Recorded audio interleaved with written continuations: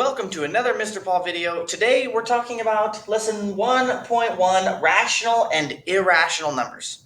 Behind me, I have a list of numbers, and we have to determine whether these numbers are rational or irrational.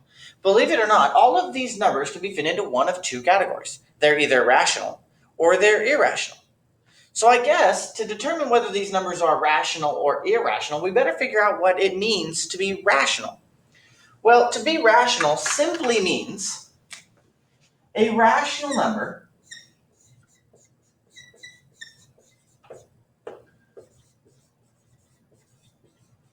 can be written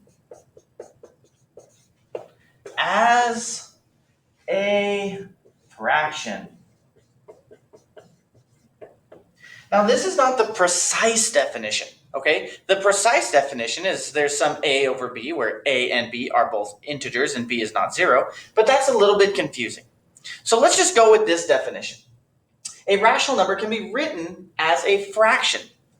So let's take a look at these numbers. We have some of these numbers which are called whole numbers. That includes 5, 9, 7, -2, so whole numbers. These are the numbers that we see on this number line, for example, and they are like 5, 9, 7, and -2. Well, can these be written as a fraction? If they can, then we can categorize these types of numbers as rational. Well, as we learned probably in the, third grade, you could take any of these numbers and put them over 1. You can put the denominator as 1, and you're not changing the number when you do so. Therefore, we can call all whole numbers rational.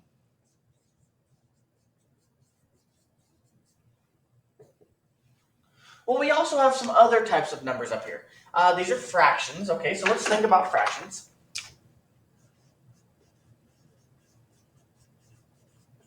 Right, and the examples we have here are like 3 over 7, 4 over 5.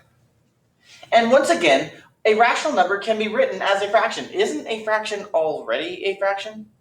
Well, yeah. So therefore, fractions are also rational. They're also rational. But there are some other numbers up here which are not whole numbers, they're not fractions. So let's think about the number 0.5. Let's think about decimals. Okay, and we'll take 0.5 for example. Can 0.5 be written as a fraction? Well, hopefully in the 7th grade we learned how to do this, but for now we'll just show how to do this. The steps on doing so are actually quite easy. Okay, first things first. Let's write down some steps. So steps. Okay, step 1. Put decimal over 1.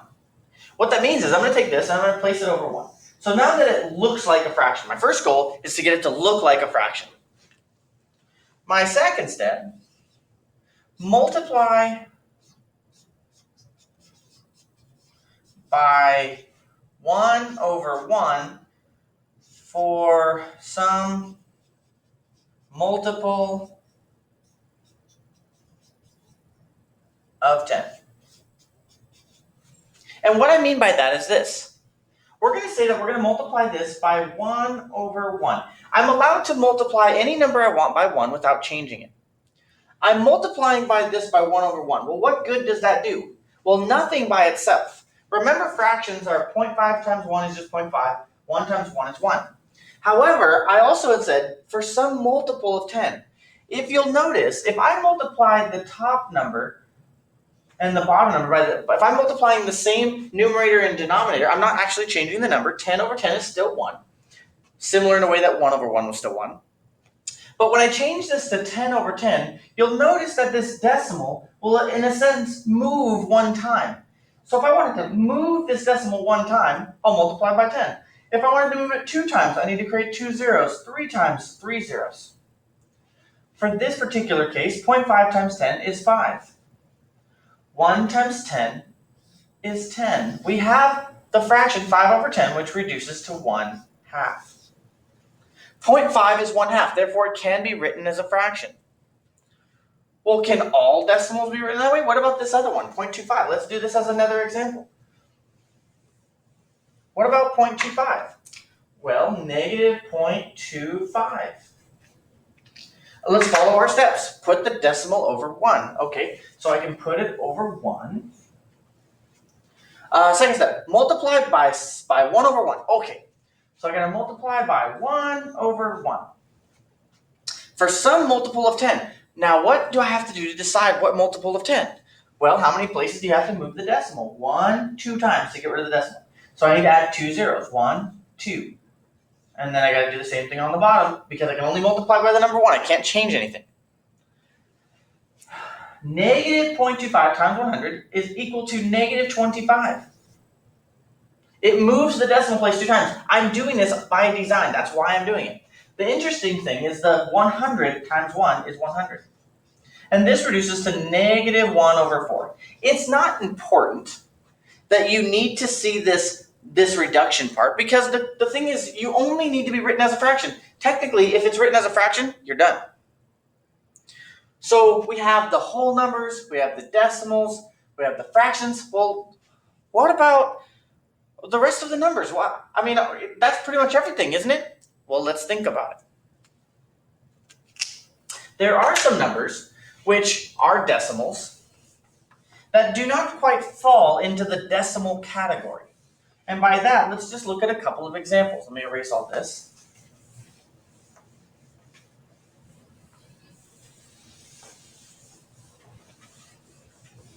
We have numbers like pi. And that is approximately equal to 3.14159, and it continues on. And we have numbers that are like 0.3333, and then they continue on. We have numbers like 0.545545, and it just keeps on continuing. And then we have something like the square root of 2, which is approximately equal to 1.414. Get my notes here. 21. But it also continues on. What these are examples of decimals that never end. These are never-ending decimals. So I'm going to put a little notation here to myself. Decimals with no end. There's no ending to the amount of decimal places that this goes. Just because I see the 9, these dots imply that it goes on forever in the same fashion. This 333 continues on. This 545454 continues on. This 41421 ... means that it continues on. Now there's something unique I want to point out. You'll notice that these have patterns and these do not. When there's a pattern, there's actually a mathematical way to represent the pattern. So for example, this 0.3333, I can just simply put a line over the number that's being repeated. The 3 is being repeated. The 3 is being repeated. In math, it's saying, okay, I don't have to write a whole bunch of 3s. I can just put a line over the number that's being repeated. In math, this line means repeat this pattern. In this case, I have to put a line over the 5 and the 4. This number is 5, 4 with a line over it because the 5 and the 4 are both repeating. The pattern is 5, 4, 5, 4, 5, 4, 5, 4, 5, 4, and so on. You'll notice that these other two numbers do not repeat, so I can't write them in a similar way. There's no repeating pattern on 3.14159, blah, blah, blah. And there's no repeating pattern here as well. If there is a pattern, these can also be called rational. So decimals with no end with a pattern are rational. They are rational. So these are examples of rational. If there's no pattern to be found, these are considered irrational.